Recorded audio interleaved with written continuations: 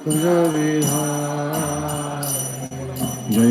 Gopi Janavallabha Girivaradhari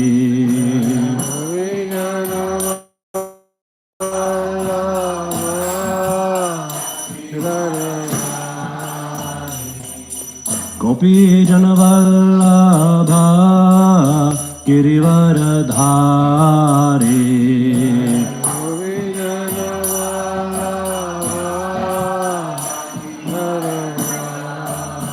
Yashodanandana Brajajana Ranjana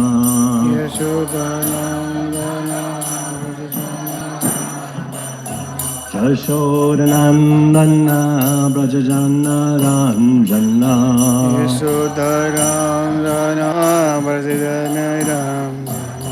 Yamunatira Vanachari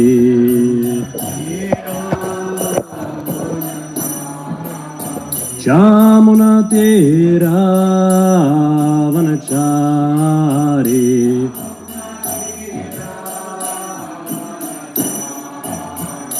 Jaya Radha Madhava Kunja Vihari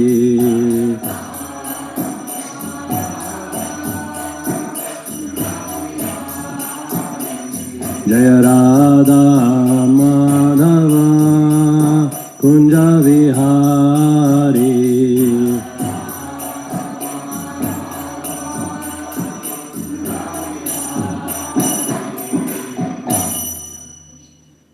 Jai Om Vishwapal Pramam Sabravraj Akachar Shri Shishimad His Divine Grace Srila A.C. Bhaktivedanta Swami Srila Prabhupada Ki Samvita Bhakta Vrinda Ki Grantara Srimad Bhagavatam Ki Gaur Premanande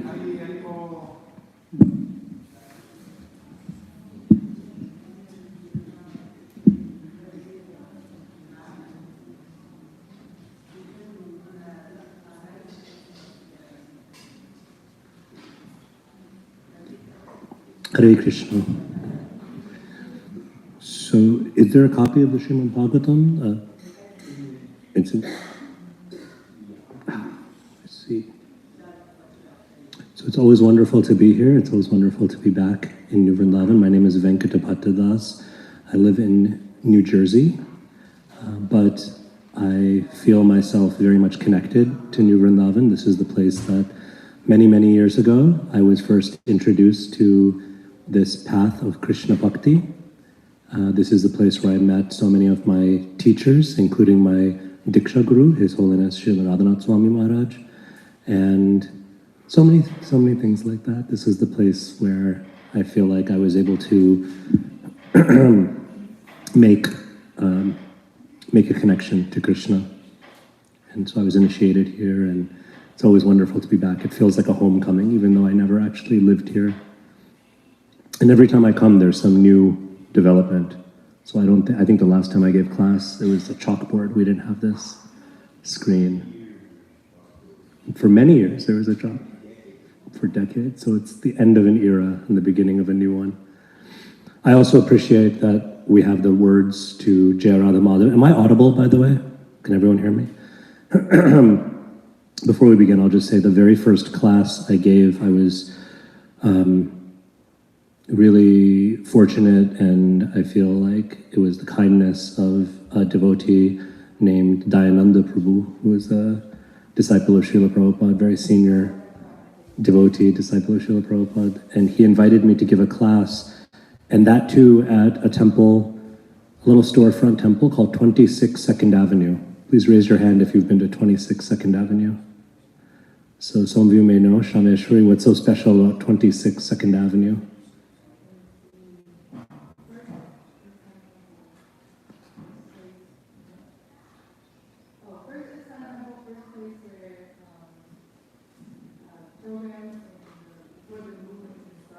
Yeah, it's the birthplace.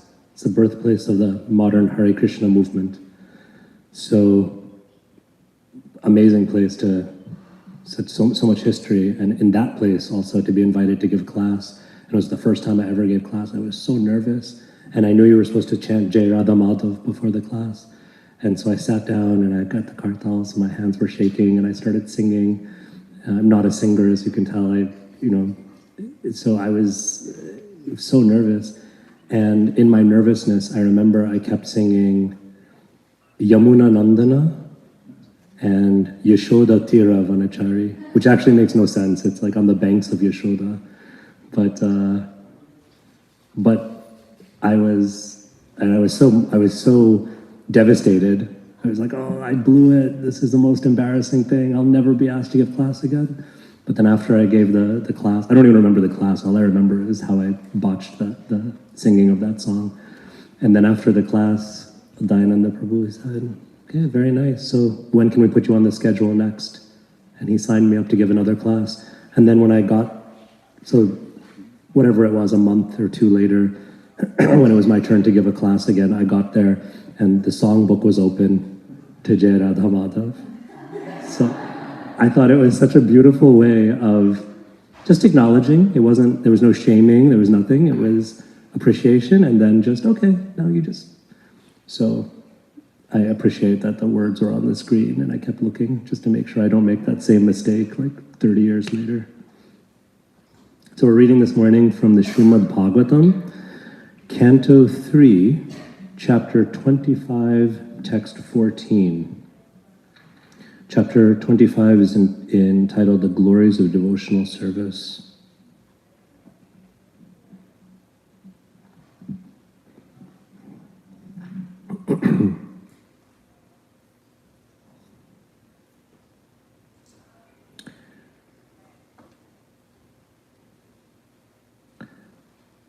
Tam imam te pravakshyami yam avocham puranage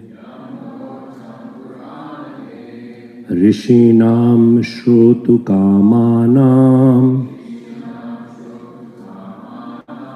yogam sarvanga naipunam tam imam te pravakshyami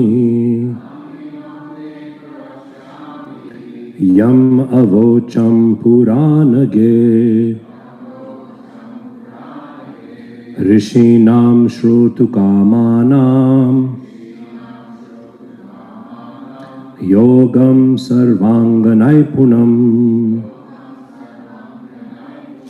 tam imam te pravakshyami yam avocham puranage rishinam shrotu kamanam yogam sarvanga naipunam.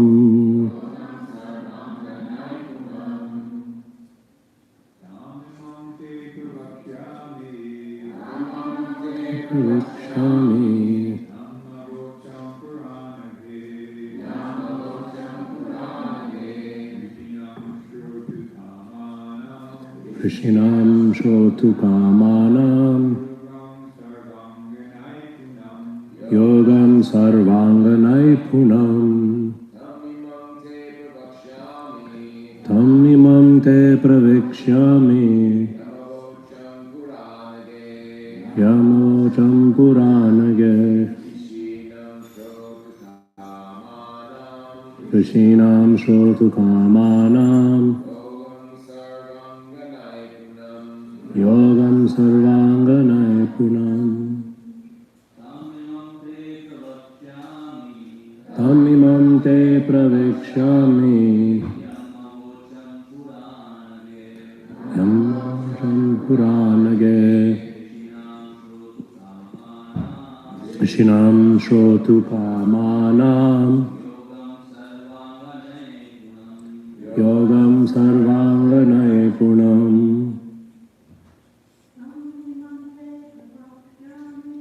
tam imam te pravakshyami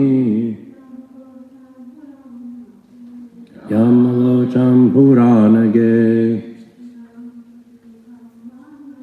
rishinam shrotu kamanam Yogam Sarvanga Naipunam Tam Imam Te Pravakshyami Yamavacham Puranage Rishinam Shrotu Kamanam Yogam Sarvanga Naipunam Tam Imam, that very, Te, to you, Pravakshyami, I shall explain, Yam, which, Avocham, I explained, Pura, formerly, Anaghe, O pious mother, Rishinam, to the sages, Shrotu Kamanam, eager to hear, Yogam, yoga system, Sarva Anga, in all respects, Naipunam, serviceable and practical. Translation and purport by His Divine Grace Srila Prabhupada. O most pious mother, I shall now explain unto you the ancient yoga system, which I explained formerly to the great sages. It is serviceable and practical in every way. Purport. The Lord does not manufacture a new system of yoga.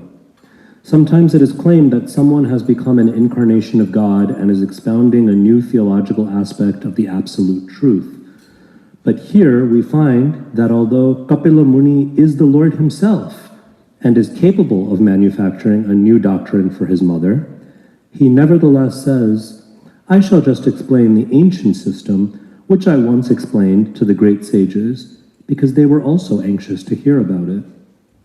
When we have a super excellent process already present in Vedic scriptures, there is no need to concoct a new system to mislead the innocent public. At present, it has become a fashion to reject the standard system and present something bogus in the name of a newly invented process of yoga. So we'll read the translation again. O most pious mother, I shall now explain unto you the ancient yoga system, which I explained formerly to the great sages. It is serviceable and practical in every way.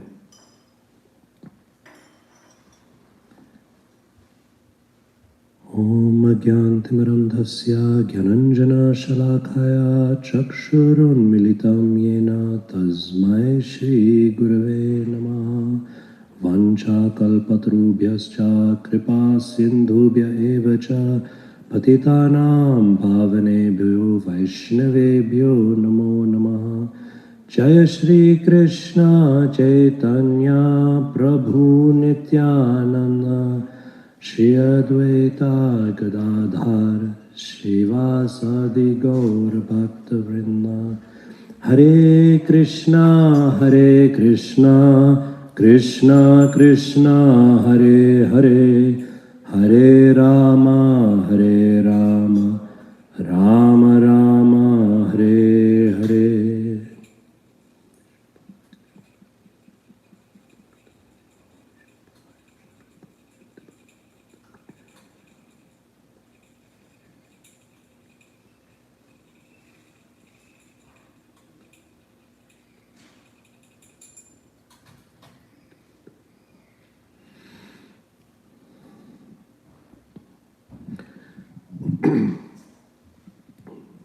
I'm sorry, we didn't chant. Maybe we can just do it now. Om Namo Bhagavate Vasudevaya.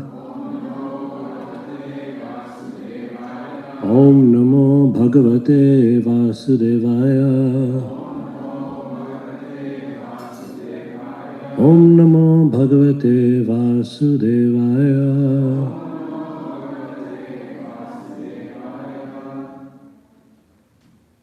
Om Sahana Vavatu Sahano Bhunaktu Sahaviryan Karavavahai Tejasvinavadittamashtu ma vidvishavahai. Om Shanti Shanti Shanti. Hare Krishna. This last prayer that I chanted, some of you may be familiar with it. It's a Shanti mantra. And one of the reasons I wanted to chant this, it's not typically chanted in our tradition before a Bhagavatam class, but the mood of this particular prayer is really nice, and I think something that we can reflect on this morning that is spoken about in this verse, and that is found also in Srila Prabhupada's commentary or purport. One of the ways of understanding this Shanti mantra is that it's asking for blessing, saying that we're coming together as teacher and student. So that may we study together, may our study bear fruit of wisdom, may there not be any kind of negativity or animosity between us, may we nourish each other, may we enlighten one another. And this is very much the mood of, in the Vedic culture, this is very much the mood of learning. Like right now, I'm sitting up on a little bit of an elevated seat, so it's a little embarrassing, right? I'm sorry? It's an embarrassing seat.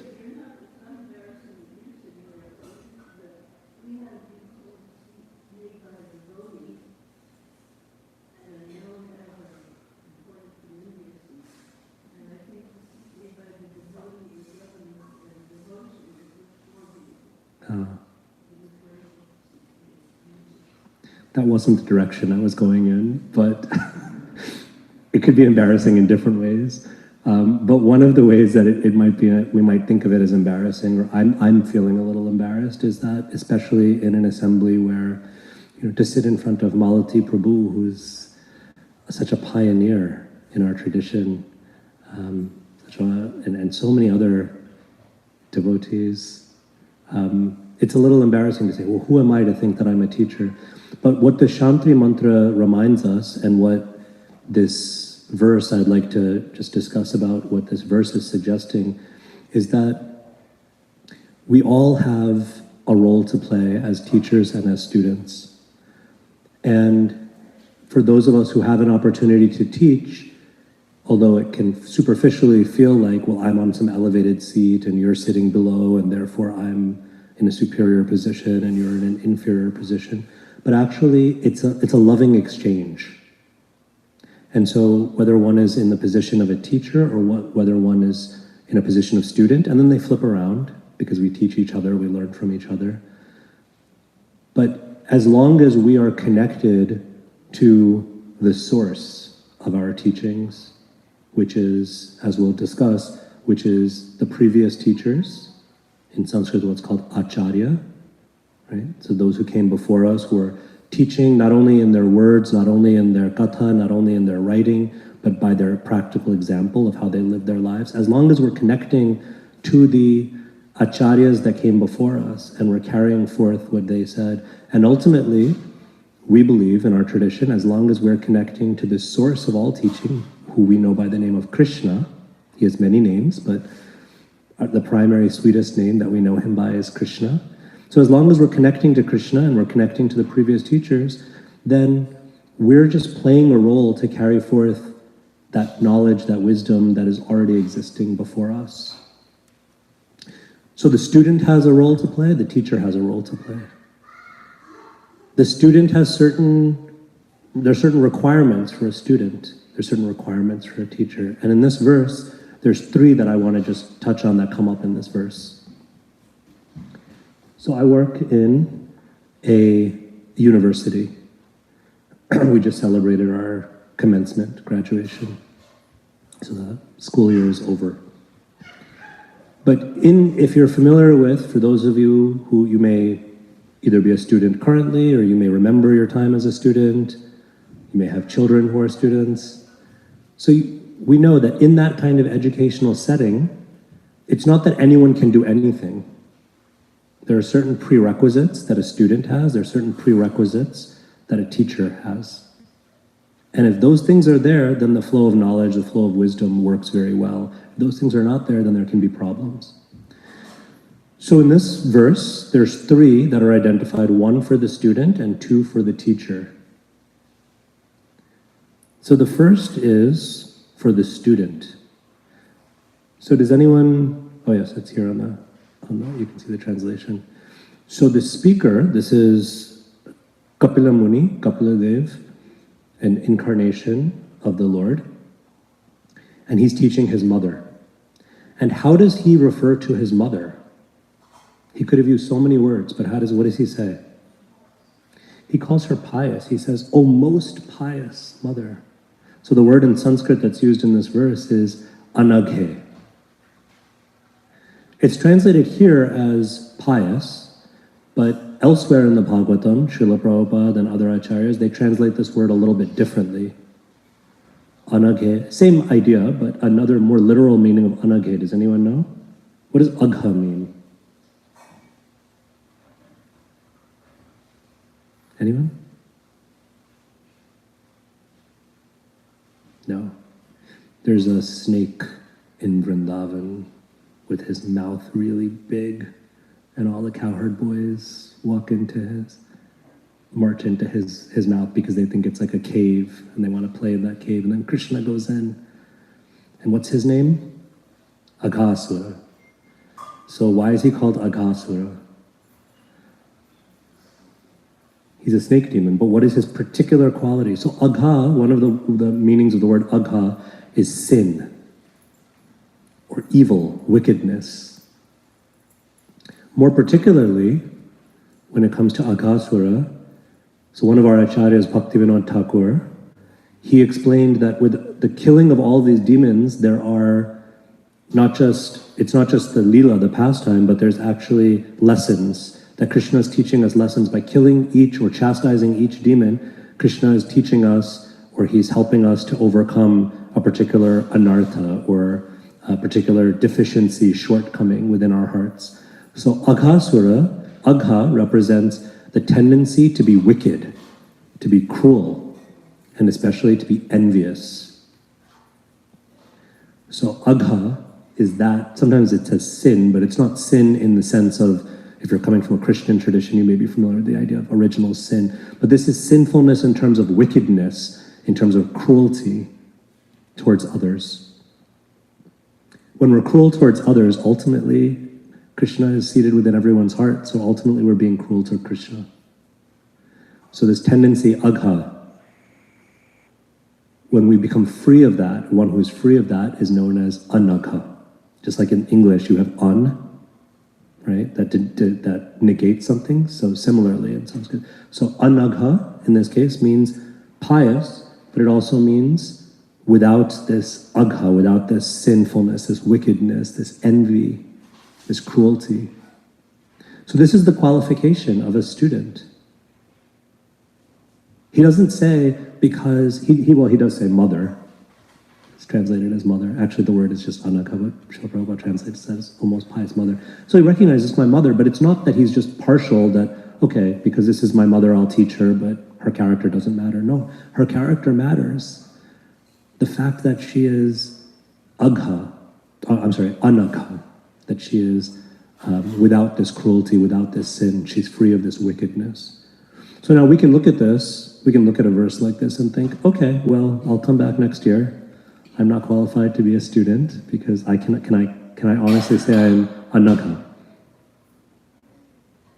And we can be intimidated even. We can think, well, I'm not even qualified to learn. But anagha here is not meant to denote that we have to be free of sin or wickedness in that sense, like purely. But just by making the attempt, just by having the intention, just by trying, we put ourselves in a position to receive knowledge, to receive wisdom. Otherwise, we can still receive. It's not that, right? Sometimes we think, well, okay, qualification and unqualification will be like kicked out or something like that. It's not disqualification in the sense of, right, that we're somehow, someone is like these days, like my daughter's generation, the teenagers, they like to use this term gatekeeping. You shouldn't gatekeep. So it's not gatekeeping. It's a recognition that unless our character is such to put us in a position to learn knowledge, we won't learn the knowledge. It won't go through. Srila Prabhupada in one place compares this to if we are not making an effort to be free of these kinds of anarthas and we're trying to engage in devotional service, it's like trying to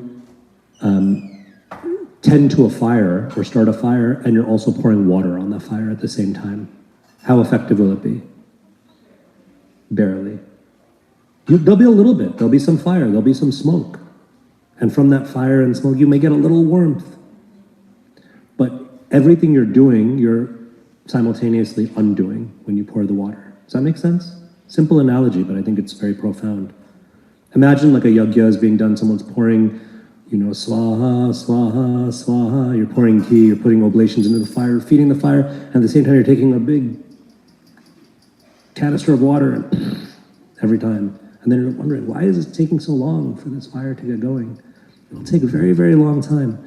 So out of kindness, out of grace, out of mercy, Krishna and his empowered teachers, they remind us, no, become anagha, become free of these shortcomings, this wickedness, this sinfulness, these things that act as barriers, and then we'll be in the best position to hear. Another example, just like being in the university again, it's not that everyone can just go to advanced calculus or something. If you haven't taken even a basic mathematics class, fine, you can go, you can physically go. Maybe they won't stop you from physically going in the classroom, sit down, but what will you learn? What will you understand? Sometimes like in a movie, for those of us who watch movies, in a movie, sometimes they'll show like some scientist is writing all formulas on a chalkboard. And if you're not from that field, you'll just think maybe they're just making up some squiggles, some symbols or something. But I was recently rewatching a film, a movie, where there's a scene where a mathematics professor is writing a very difficult formula on the board. And I happen to work at a college with very, very brilliant minds, including mathematicians. And I happened to be watching this movie with one of these students, and they said, "Oh yeah, I know that formula." I thought for the sake of Hollywood, they were just making up something, and no one would catch them because who's smart enough? But this student was actually able to recognize. So like that, if you have the qualification, then whatever's on the chalkboard will make sense. But if you don't have the qualification, then you can sit in that classroom, you can look at the chalkboard, but what will actually penetrate the mind, the intelligence, and from the standpoint of bhakti, even the heart. So similarly, it's an analogy, it's not exactly the same thing, but similarly, if we're not at least making an effort to purify the heart of these things, of this tendency to be cruel, to be wicked, to be envious, to compare with others, to put others down, to be hurtful, all these things that manifest, the different ways agha manifests in our lives. If we're not at least making the effort, then we can sit in the classroom, we can sit in the Bhagavatam class, we can read Srimad Bhagavatam, we can hear very elevated kathas. Sometimes people go and they hear katha, saptaha, Bhagavat saptaha for 7 days. You can sit for 7 days and 7 nights, but how much will actually penetrate? So qualification of the student is what?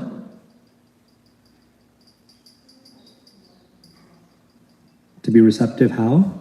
Anagha, to be, at least to be making that effort to be pious, or we can say free of this sinfulness, this wickedness.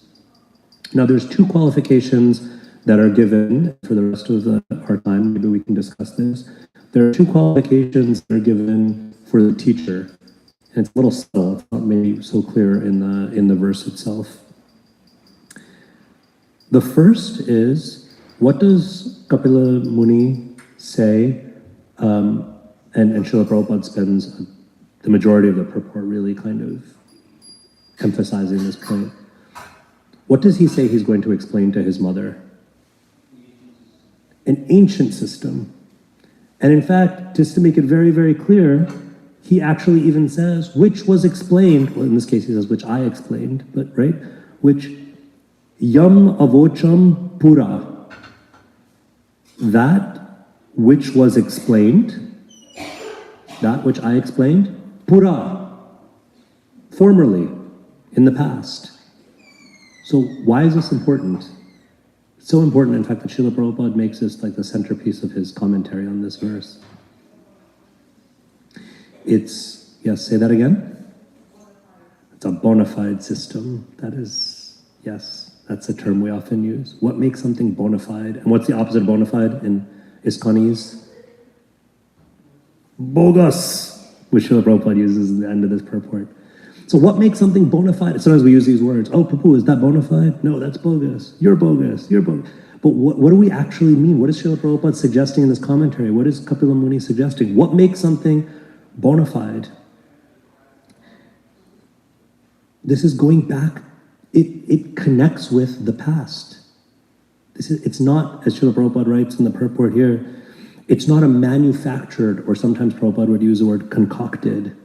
It's not a manufactured, concocted process. It's connecting to the wisdom which was existing previously. It's connecting to that which was taught before. It's not contradicting it. It's not rejecting it. It's not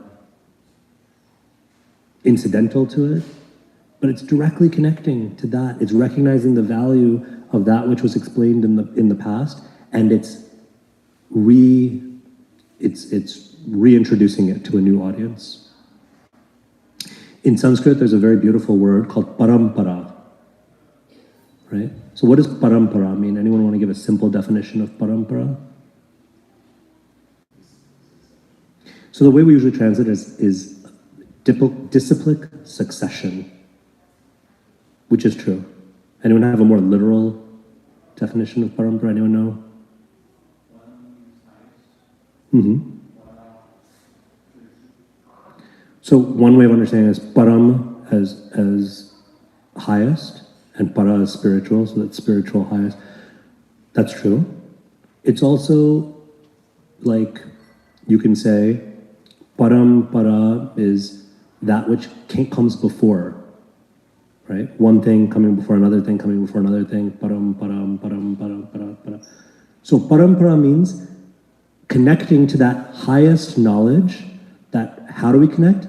By connecting with what comes before. In this case, a teacher that comes before. And that teacher that teacher is themselves a student of a teacher that came before. And so the wisdom, the knowledge comes down step by step by step. And it's the same knowledge, it's the same wisdom. Nothing essential is changed. We'll talk about in a bit, we'll talk about the other half of this. But at least in terms of the essential principle of that wisdom, it's not lost. Has anyone ever played that game when you were a child? Maybe we called it telephone when I was growing up, but I think some people call it Chinese whispers. I know that's a little bit racially insensitive, but anyone? Telephone? How do you play telephone? Chinese whisper, yes. Chinese whisper. How do you play Chinese whisper or telephone? I whisper something in his ear, Hmm. and then whatever he thinks I said, he whispers it to the next person, and he goes around and around and around to the last person. And then you compare what the last person thinks they heard, compare that to what the first person actually said, and it can be hilariously different. The fun of the game, thank you, Prabhu. The fun of the game, right? Why kids play this the world over, whether they call it telephone or Chinese whisper. The fun of it is, by the end of it, sometimes the message has become a little or a lot confused. Sometimes it's a completely different, you're like, how did you get that? So we may think that this parampara system is like this game of telephone. And there's a danger that it can be, right? Things get changed over time. We know this. Things get changed over time. Things get misheard, misunderstood. That danger is there. But in general, there are safeguards in our tradition for making sure that the message actually gets passed clearly. Again, going back to the earlier point, to the extent that both the speaker and the hearer are sincerely working to purify the heart, to that extent, the channel is clear, that the message gets received and then can be passed on. There's also checks and balances. So the message also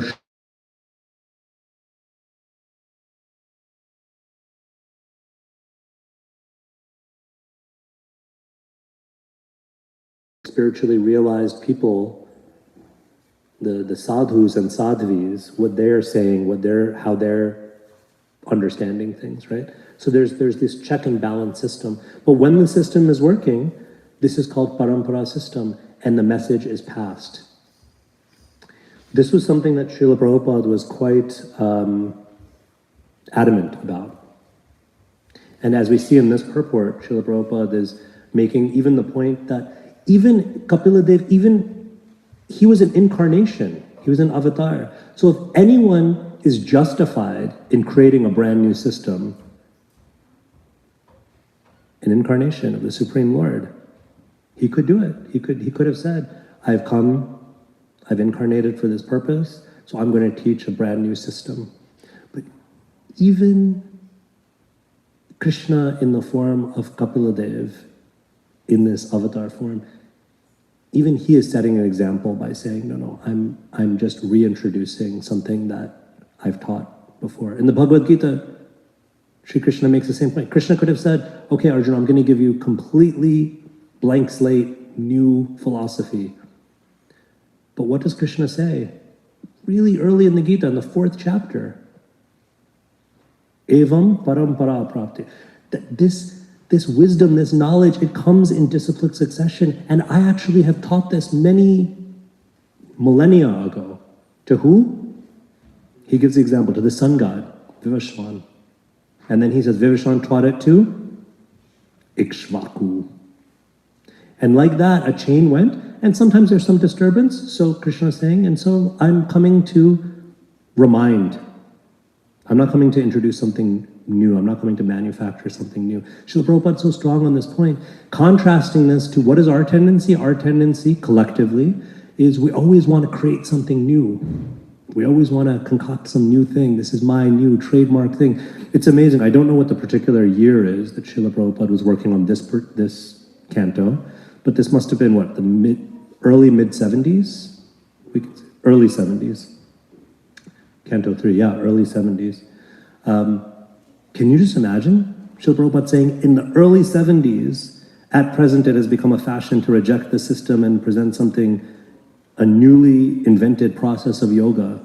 This is way before even the explosion of yoga globally and especially in the West. This is way before the introduction, Hare Krishna, the introduction of goat yoga and beer yoga and this yoga and that yoga, right? Multi-billion-dollar yoga industry today.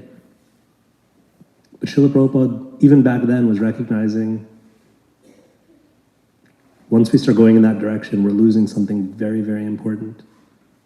Because yoga systems are not invented, they are inherited in this beautiful system.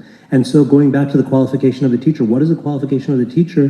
The first qualification of the teacher that this verse speaks to is that faithfulness, that fidelity to the tradition, to representing what was spoken before, what was explained before. In Prabhu, maybe you can pull that up. In 1972, Srila Prabhupada celebrated or the devotees, I should say, celebrated Srila Prabhupada's appearance day, Vyasa Puja, as they do every year, but in his physical presence here in New Vrindavan. Was anyone in this temple room present at that Vyasa Puja gathering, 1972 in New Vrindavan? Just wondering? No? Okay. I'm sure there are devotees in the community who were at that gathering. Very, very special Vyas Puja, big celebration, right? I think the New York Times came and covered it. They came all the way from New York and they covered this event. So many devotees gathered, and Vishnu Jan Swami, a very wonderful personality, beloved disciple of Srila Prabhupada, he was leading kirtans, and so many illustrious devotees were there serving. Amazing festival. And Srila Prabhupada gave a talk on his own Vyas Puja. He gave a Vyas Puja address. And it's a really amazing, amazing talk. We don't have time to go through all of it, but I'll just speak in brief. He begins, maybe you can scroll down a little bit, to ladies and gentlemen. He says, ladies and gentlemen, this ceremony, of course, those who are my students, they know what is the ceremony, but those who are visitors, for their information, I may inform you something about this ceremony. Otherwise, it may not be misunderstood. An outsider may see it, that why a person is being worshipped like God. So Srila Prabhupada is explaining, so charming. He's sitting on the Vyasasana, he's receiving worship, he's receiving adoration from his loving disciples, and he's concerned, no, people should understand what is going on here. Otherwise, you'll misunderstand, you'll just think this is just someone's like ego exercise or narcissism. And so he explains throughout this, it's a beautiful, beautiful talk. I highly recommend, you can hear the whole recording is there and the transcript is there. You can hear it, but he explains what is the principle of Vyasa Puja and what does it mean to be representing Srila Vyasadeva, the original compiler of the Vedas, and what does it mean to be a spiritual teacher, a spiritual master. I just want to take us to one part of this, and I'll just play it. Hopefully this works.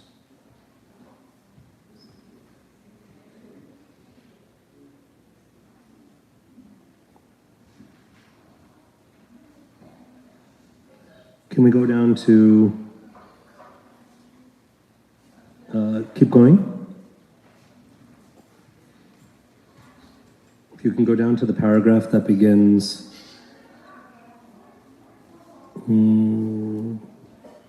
sorry, give me 1 second. So that perfect knowledge can come from God. You can keep going, it's towards the end. So I hope this works. I just wanted us to hear a little bit of Srila Prabhupada's voice. Delivers you, say $100. So he is not delivering everyone because I have cheated. Is beyond the work. Sorry, let me just get to the right place. I want to see. And what you can see? What is the power of seeing? If it's at night, if there is no sunshine, it's off. Sorry.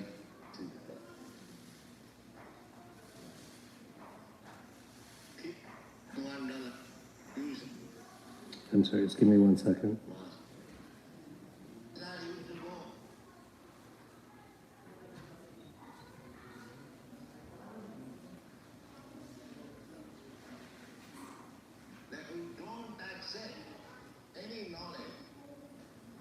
An imperfect personality. That is because that is imperfect knowledge. What is the use of that knowledge? Theorizing. No theory. We want to know fact. That is perfect knowledge.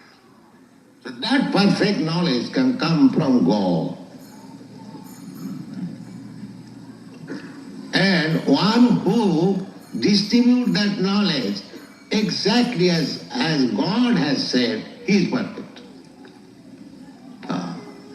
Just like a post peon comes and delivers you, say $100. So he is not delivering that $100. Your friend has sent you $100 and his business is to hand over that $100 as it is without any change, without taking $1 from it. No. Or adding. No addition, no subtraction. His honesty, his perfection is that he delivers you that $100 which is sent by your friend. That is his honest perfection. He may be imperfect in so many other ways, but when he does his business perfectly, he is perfect. Similarly, this Vyas Puja means we receive perfect knowledge from Krishna through the agency of spiritual master. So this is Srila Prabhupada's, this is one of my favorite lectures. Srila Prabhupada so powerfully and yet so humbly, he's comparing himself to a postal peon. It's an old-fashioned word, right? But what is a peon? Does anyone know? It's like a carrier, it's not a very elevated position, right? It's like I carry this thing. And so Srila Prabhupada gives this very kind of cute, charming example that your friend gives you $100. And so to deliver the $100, he gives it to a postal peon, the postal peon brings it to you, like a courier. So whose $100 is it? It never belonged to that peon. The peon is simply carrying it from one place to another honestly. So this is the qualification of a teacher, to honestly carry wisdom from one place to another. That I've learned this, let me pay it forward, let me give to, that's it. So simple. Srila Prabhupada, very often he would say, my one qualification, again in his humility, of course he had so much qualification, but he said, my one qualification is I have not changed anything that my spiritual master taught me. And yet, as Malati Prabhu can attest to with first-hand knowledge, yet Srila Prabhupada was one of the most innovative, creative, out-of-the-box thinkers, and encouraged his disciples to also be creative, innovative, out-of-the-box. So that brings us to, and we'll wrap up with this and maybe open it up for some questions. This brings us to the second qualification of the teacher. Yogam sarvanga naipunam. Sarvanga naipunam. Naipunam or nipunam means very expert. But specifically here, Srila Prabhupada translates it as serviceable and practical. This is practical intelligence. In other words, what works? What can actually be done? What is the right fit for any given situation? One who knows that is nipuna, very expert in navigating and understanding one's surroundings and what is needed.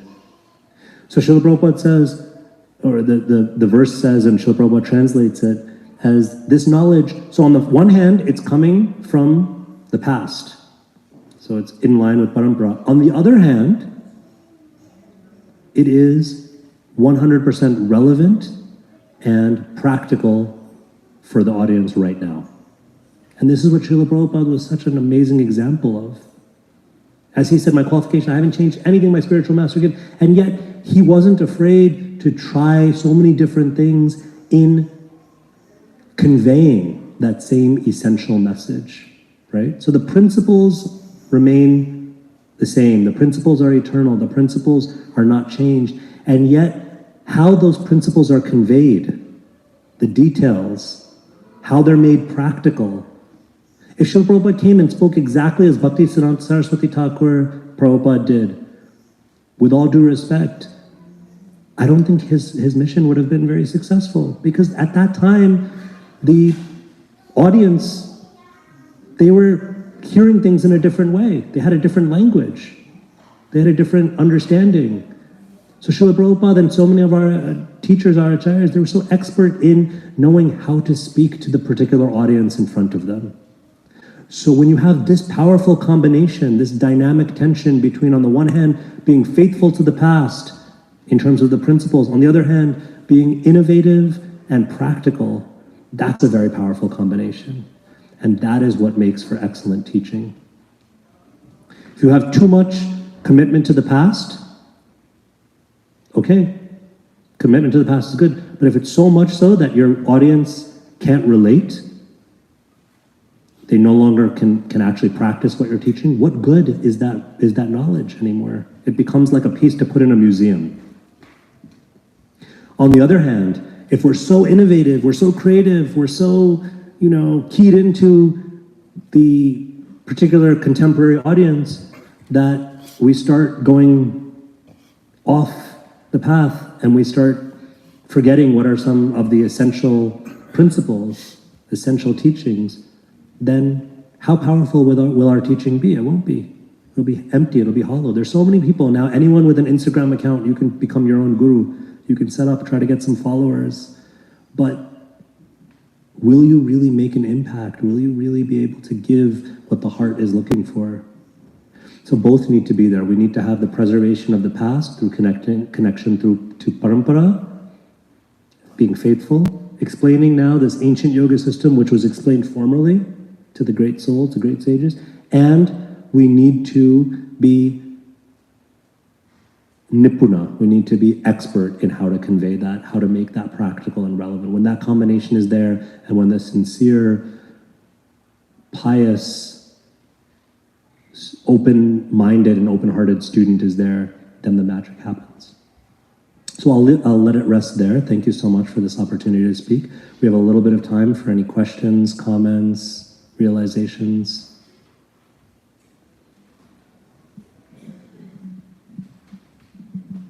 Hare Krishna.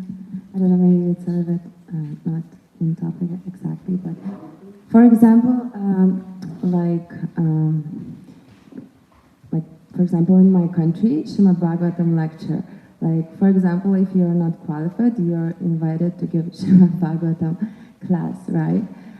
So then if you're not qualified, you're thinking like, I will just repeat what the previous Acharya said, right? But if the memory is not perfect, then you kind of read a lot. But then, for example, people saying like, oh, can you just speak from your heart? But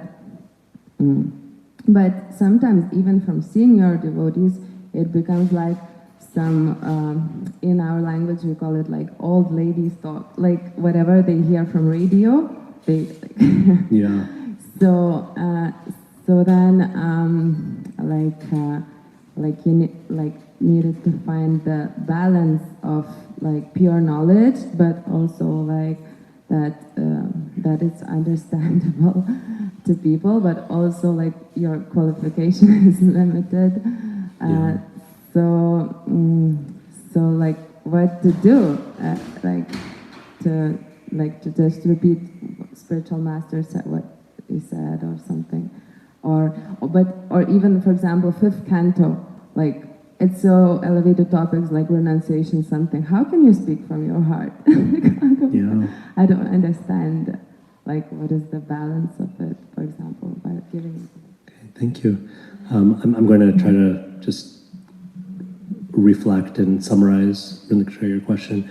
So sometimes we see, especially in giving a Bhagavatam class, for instance, that there are kind of two extremes we often see. One is that someone may feel like, well, I'm so unqualified, so let me just share what this previous teacher and that previous teacher said. And so sometimes it ends up being a lot of reading of other people and not so much personal realization, and that kind of feels dissatisfying. On the other hand, there's the other extreme of sometimes the person gets on the Vyasasana and it's just like stand-up comedy hour, or it's like you were saying in your culture, they have this idea of like old women talk, like when like it just becomes like, gossipy or not gossipy, but like, maybe sharing, reflecting on the news of the day or one's opinions, right? Sometimes we see, not criticizing anyone, I probably do this too, but sometimes we see a speaker gets a verse, they read the verse, they read the purport, and they go, okay, but what I really want to talk about is this other thing entirely, and then they just talk about whatever's on their mind. So that also can be dissatisfying. So how do you strike that balance? Yeah, I mean, that's the question, right? Not only is just reading what previous people have written or spoken, not only is that kind of dissatisfying or boring in a way to an audience, but actually there's a superficiality to it also. So there's a deeper problem with it, because our previous acharyas, they are themselves encouraging us, they want to see us living out these teachings, not just repeating rote, right? So if we're just reading what they've written before and that's it, then we're actually doing them a disservice too. And on the other hand, the other extreme is also problematic, right? Because if we're completely disconnected, right, then again, it can kind of veer into, not only is it hard to appreciate, but it can actually veer into even offensive behavior. Sometimes people use, sorry to bring up a negative thing, but sometimes people even use, I've unfortunately seen this firsthand in certain temples where maybe there's some disagreement between devotees, and then you start using the Bhagavatam class as a way of taking shots at each other. When it's my turn, I'm going to make this point, and it's going to be a dig at you, and then, you know, so we can do very strange things in the name of teaching Bhagavatam. But how to find that balance? It's holding that tension, I think, but also we have there's a wonderful Vedantic framework that's given.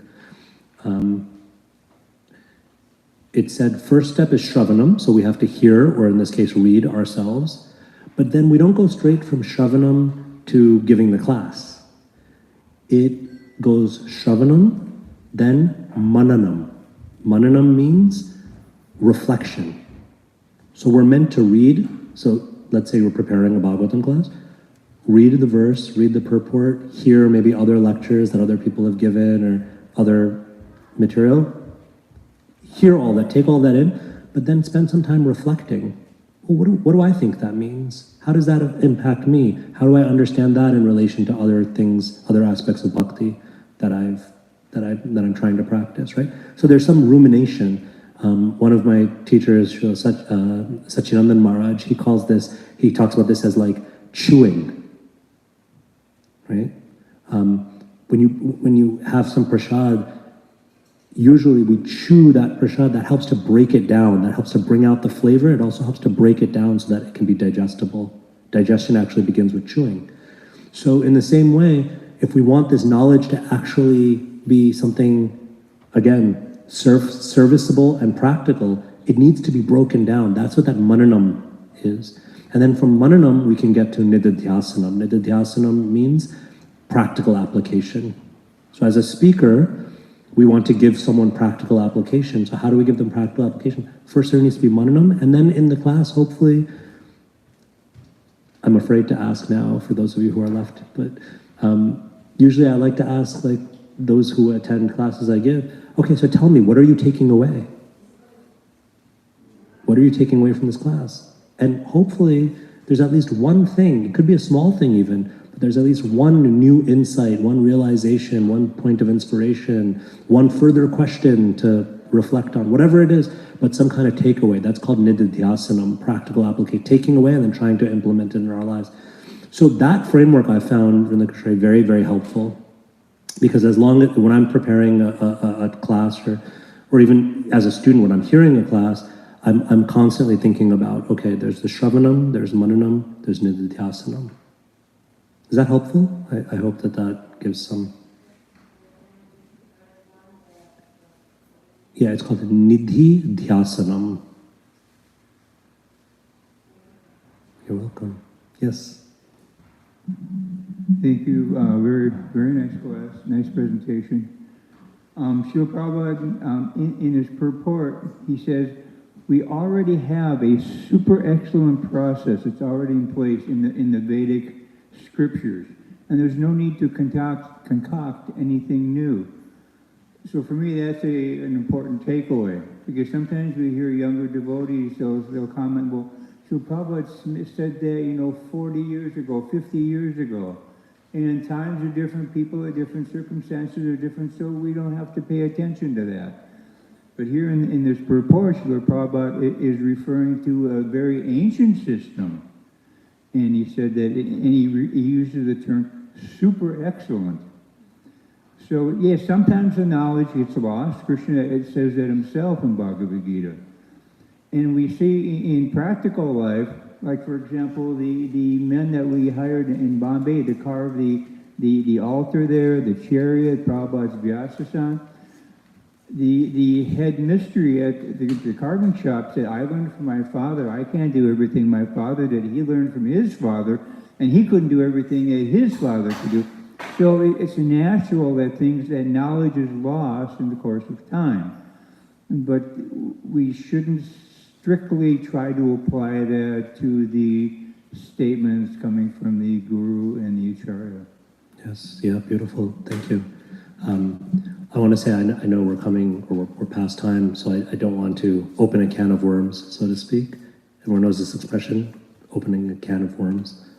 But one thing I was thinking about in relation to this purport, particularly for those of us who have been in this kind of community, devotional community, ISKCON community for some time, is I think this verse does a good job of reminding us that there's a place both for being conservative and for being liberal.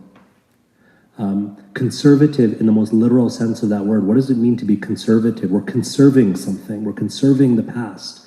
That's important. We're conserving tradition. It's not constantly, new. Sometimes you see, like, again, I work at a college, so I see, like, with students, they're cycling in and out. So a lot of times the tendency for students is they're reinventing the wheel. A student gets there and they say, hey, we should do this. And then I go, because I've been at the university for longer, I can say, well, there's already a system in place for that.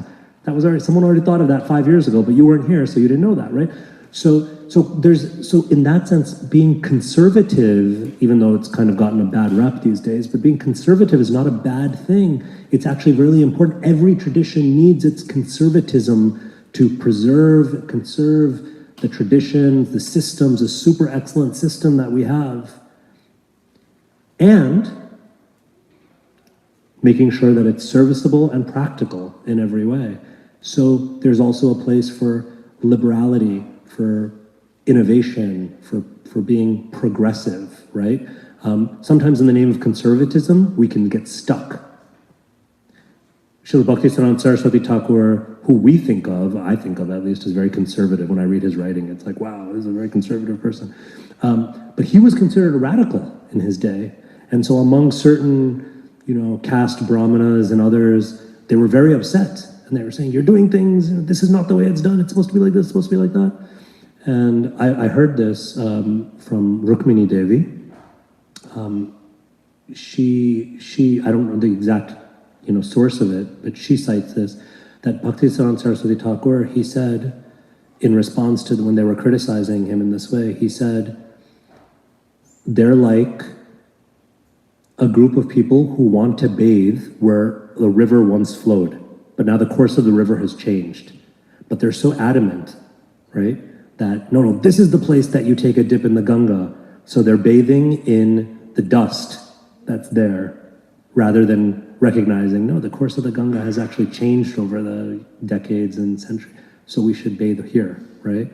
So that's a very progressive view. But the principle is, listen, what is the principle? The principle is one should bathe in the sacred river. But if we're so attached to the particulars of, but the river was here and it looked like this at this time, so therefore for all time to come, it'll be only here, then that's also, we're missing out on something, right?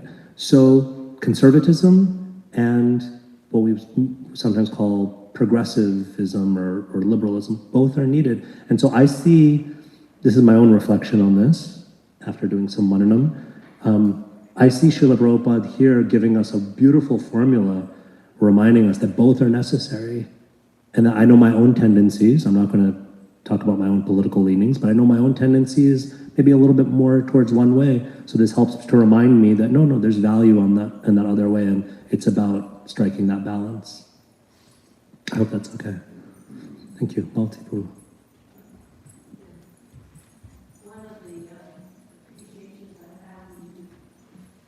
One of the appreciations I have when you give class is how you're able to break down the translation to fit it in with the purport and expand. So I appreciate that. Thank you.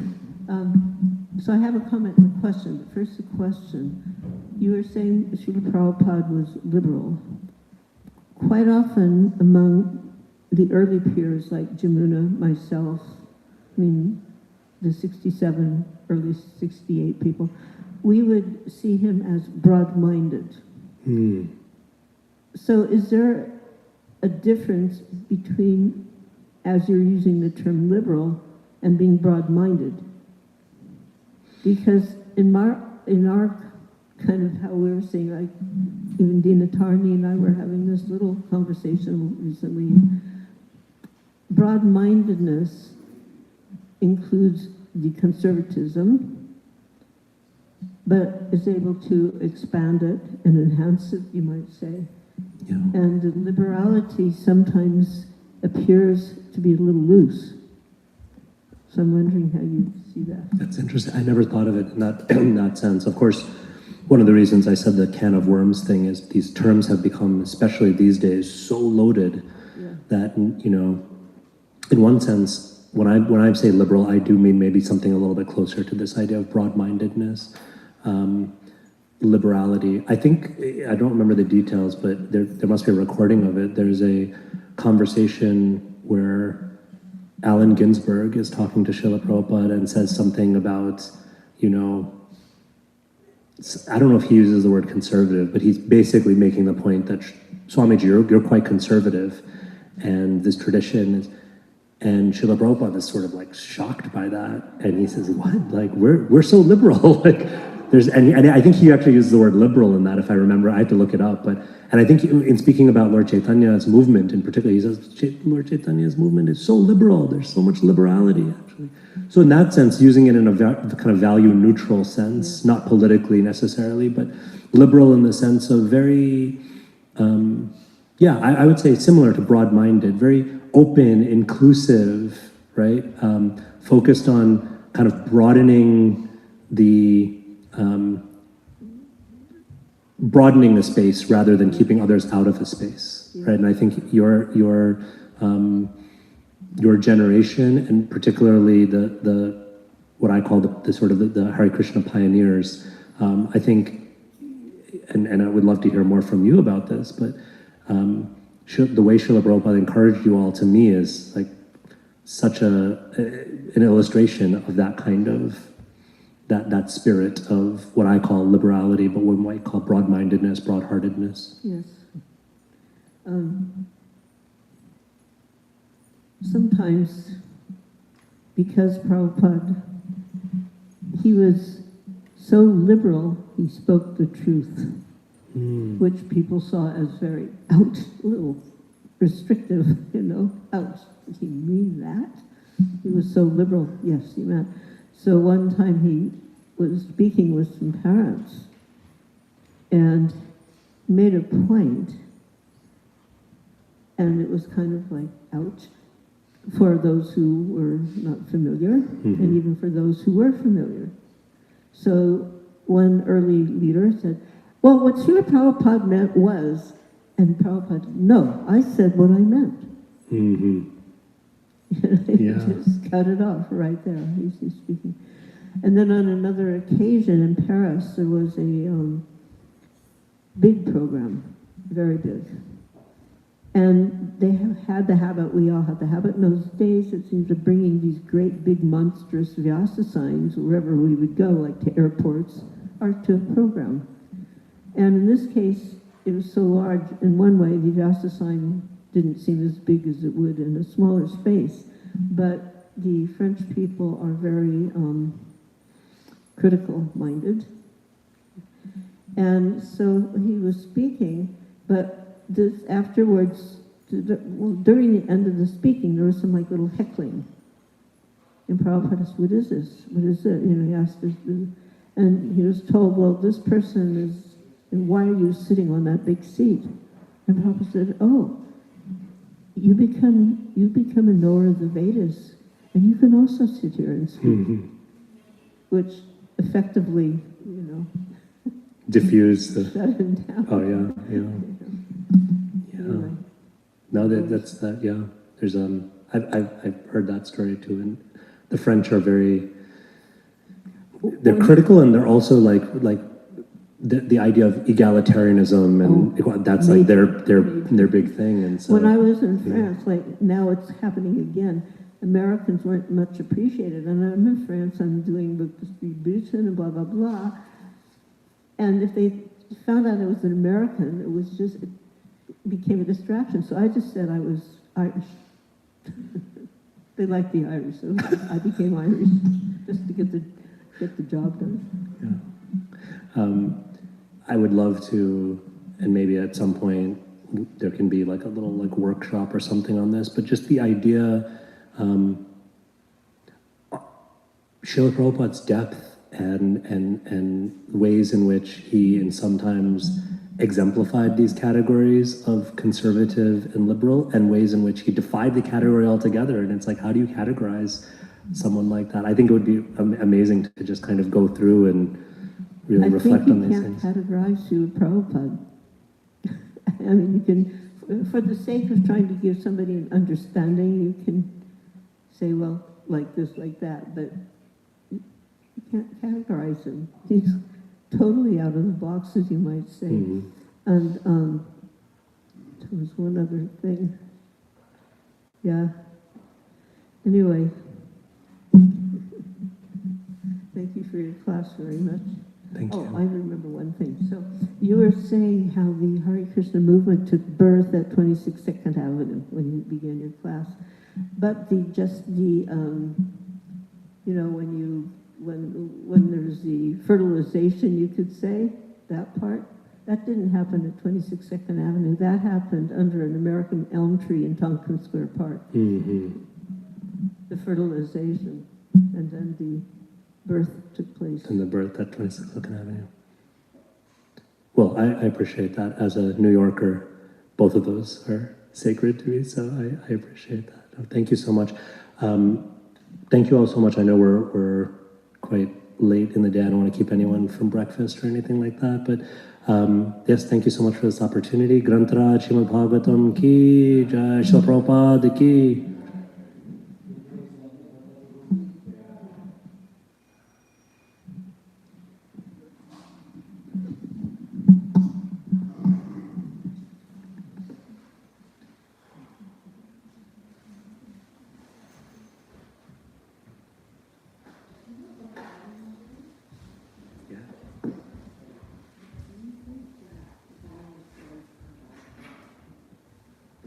Violence always comes.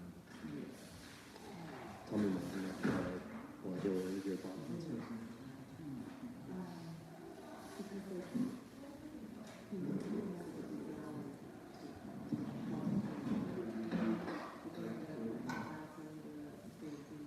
Yeah.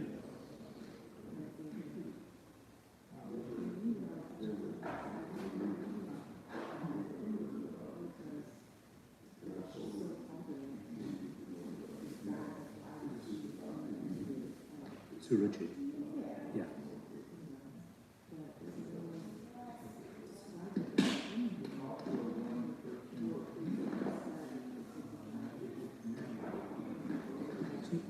I mean, we can talk about this. That's one of my favorite stories from Bhagavatam.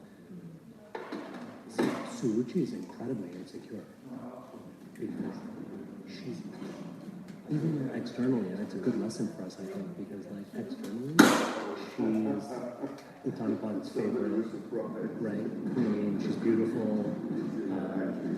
Whereas Suniti, Dhruva's mother, is very wise. She's older, she's like not as attractive, maybe, right? For whatever reason, she's simple. So Dhruva's father prefers Suruchi, but Suruchi's incredibly insecure, as far as I understand it, because two things. One is when you're in a favored position, you can't really be comfortable because you're constantly thinking about, like, what if I get knocked off? What if I get knocked off? Right? Like, I think about this in terms of like social media. Like, the people with like the most followers on Instagram, it causes anxiety actually, because I have to keep my followers, I have to keep doing content. What if I so it's pretty hard to enjoy being in that position because you're constantly worried about someone taking you off the position, imposter syndrome, being found out, maybe you don't deserve to be, whatever, right?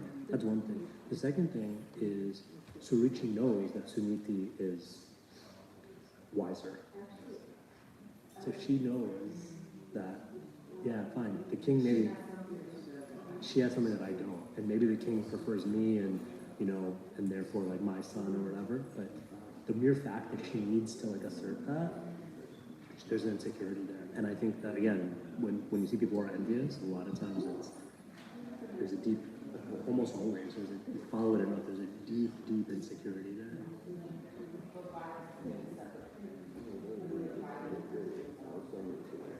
I mean, I think there's overlap, but I'm not to think about that all the time. Yeah, I don't know if there's, every time there's violence, there's envy, and every time there's envy, there's violence. I have to think about it. Also, violence can be also rhetorical. I'm just going to catch Molly because I know she did.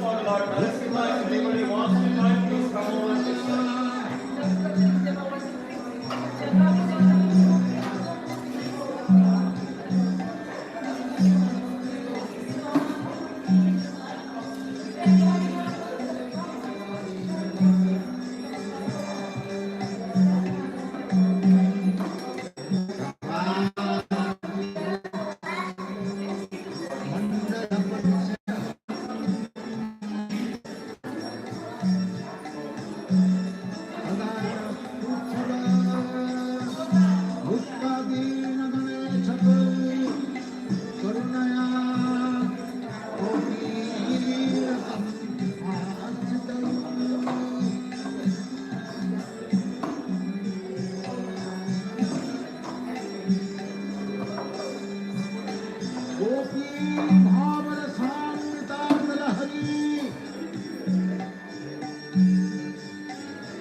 the flowers in your left palm. Keep the flowers in your left palm.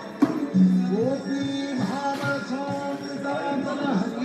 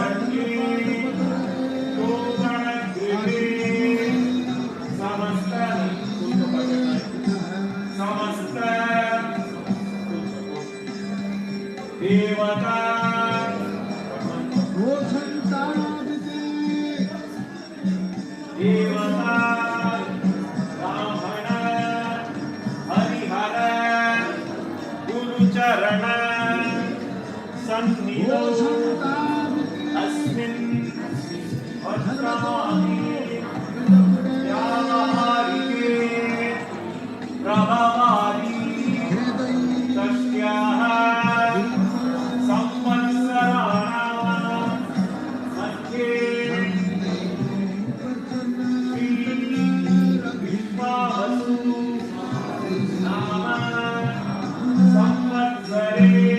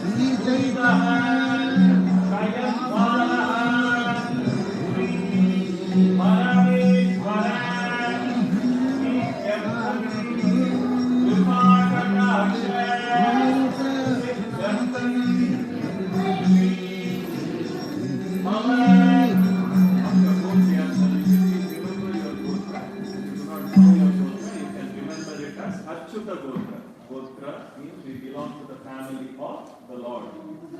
Okay. And chant Gotrodhavasya. Please remember your name. Remember your name. Your family member's name. Remember your Namadheyasya Mama Asmatam Saha Kutumbhana Kema. There are two kinds of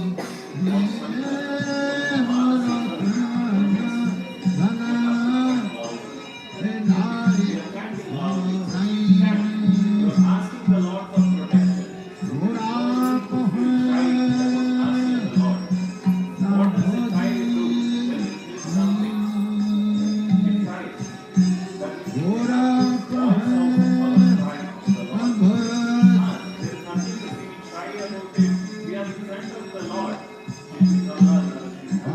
Deva, Saitya, Sri, Vijaya, Vijaya, Ayu, Arogya, Aishwarya, Adi, Abhidhyattam, Karma, Artha, Kama, Moksha, Chaturvida, Mokshartha, Siddhyattam, Sakala, Manobhishta, Samyatha, Siddhaneva,